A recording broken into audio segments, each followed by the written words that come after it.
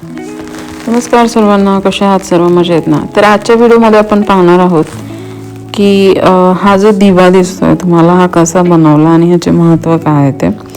So आपण सुरुवात करूयात कणिक तिंबण्यापासून. बट मी ऑलरेडीच ते तिंबून घेतली आहे आणि मी जी कणिक घेतली आहे ती मी गव्हाचं पीठ न घेता मैदा घेतला आहे, कारण मैद्यामध्ये इलास्टिसिटी असते आणि आपल्याला त्याला जसं स्ट्रेच करायचं आहे तसं आपण करू शकतो. सो हे मी 2 कलरमध्ये घेतलं आहे.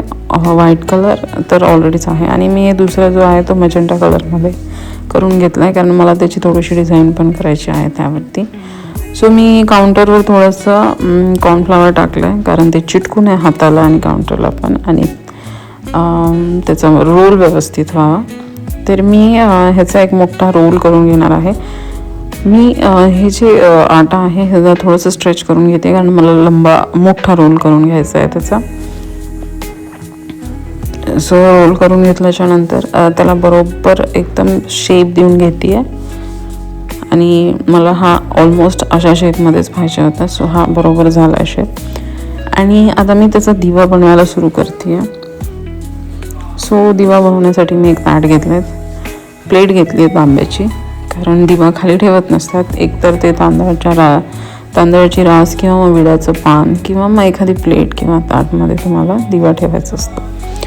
तर हा दिवाही मोठ्या आकारामध्ये आहे, थोडं युनिकही आहे, त्यामुळे हा तांदळावर किंवा विड्याच्या पानावर नाही बसणार म्हणून मी तांब्याचं ताट घेतलं आहे.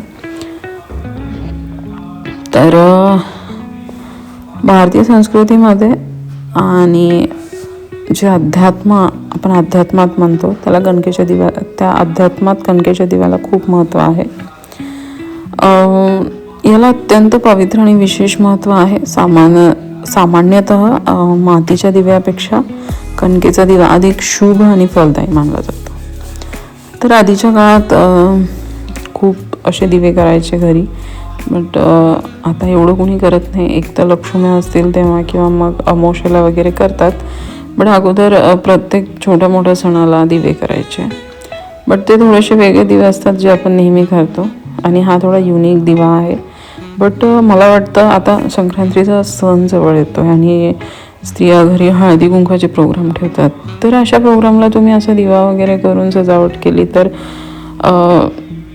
लोक तुम्हाला विचारतील की हा दिवा तुम्ही कसा बनवला, किंवा मग खूप सुंदर बनवला आहे, तुमची तारीफ तर मोस्टली करतीलच. सो त्यांना हा व्हिडिओ नक्की सजेस्ट करा आणि तुम्ही हा दिवा नक्की करून पहा.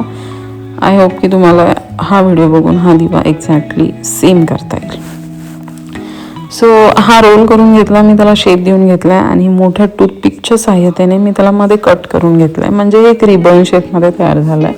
आणि आता आपण ह्याचे 2 पक्षी, त्यांचे पंख, सर्वच काही बनवणार आहोत यामध्ये. तर मी वरचा जे रोल होता तो कट करून घेतला आणि त्याला आता पक्षाचा आकार देते आहे. तर कणकेच्या दिव्याचे महत्त्व ना काही मुद्द्यांवर आधारित आहे, तर ते आपण थोडक्यात समजून घेणार आहोत. तर हे जे पक्षी मी 2 बनवले आहेत त्यांना मी डोळे बसवते अगोदर. तर डोळ्यासाठी मी मिऱ्याचा वापर केला आहे, म्हणजेच काली मिर्च. सो पाहू शकता ते एकदम पक्षीच दिसत आहेत ते 2 मिरे लावल्यामुळे. आणि आता आपण बाकीची सजावट करून घेणार आहोत. सो डिटेलमध्ये मी व्हिडिओमध्ये दाखवलं की कसं करायचं आहे. सो हे पाहून तुम्ही असा दिवा नक्की करून पहा.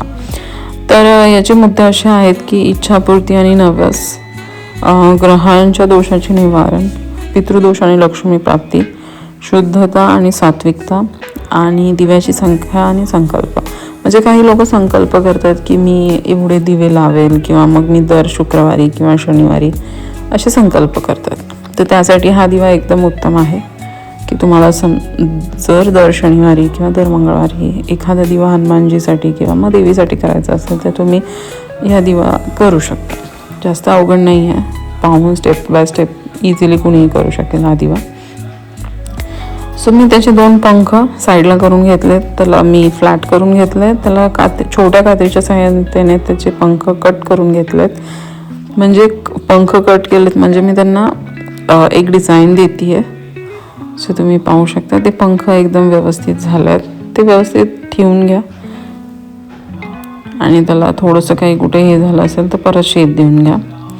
त्यानंतर खालचे जे 2 रोल्स आहेत त्याला मी मधून कट करून घेणार आहे आणि ते पानाच्या आकारामध्ये करणार आहे.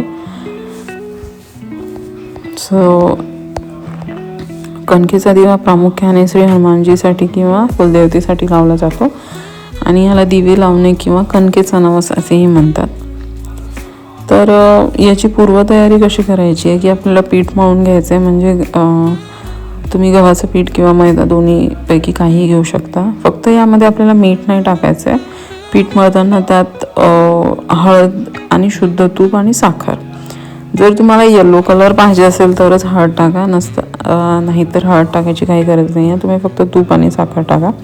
कारण हा दिवा यूज केल्याच्या नंतर म्हणजे आपलं आरती करायची असेल किंवा देवासमोर लावायचं असेल, हे काम झाल्याच्या नंतर हे दिवा फेकून नाही द्यायचं इकडे तिकडे. हा दिवा एकदा गाईला खाऊ घाला किंवा मग वाहत्या पाण्यात तुम्ही विसर्जन करू शकता ह्याचं. याला आकार आपल्याला जसा पाहिजे तसा आपण देऊ शकतो. आणि हा जो दिवा असतो हे एकतर शुद्ध तूप किंवा तिळाचे तेल वापरा याच्यासाठी. दुसरं कोणतं तेल नका वापरू. एकदा तिळाचं तेल किंवा मग तुपाचा दिवा, या दोन्हीपैकी एक.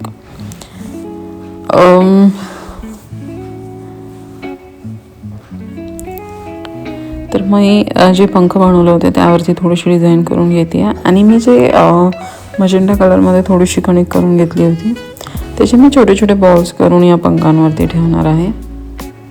ते आपल्याला ते दोन्ही साईडने ठेवून घ्यायचे आहेत.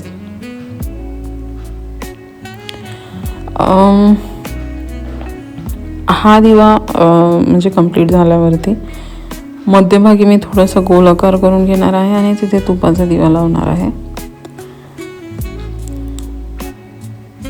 तुम्ही थोडंसं व्यवस्थित मध्ये गोल शेप करून हाताने त्यामध्ये तेल टाकून तिळाचं तेल वापरून हा दिवा लावू शकता किंवा मग तुपाचा लावला तर बेटरच.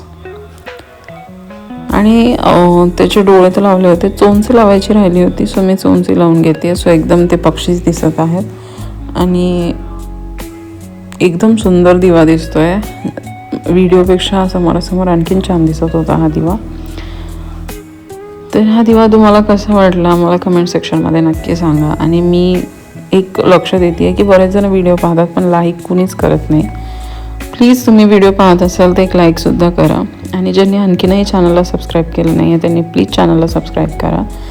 तुमच्या मित्रपरिवारांनासुद्धा हे चॅनल सजेस्ट करा, कारण यावरती नवनवीन व्हिडिओ येत राहतील आणि काहीतरी तुम्हाला नॉलेज भेटेल किंवा माहिती होईल असंच मी टाकत जाईल. सो प्लीज व्हिडिओला लाईक करायला नका विसरू. Thank you so much. आणि हा दिवा नक्की करू.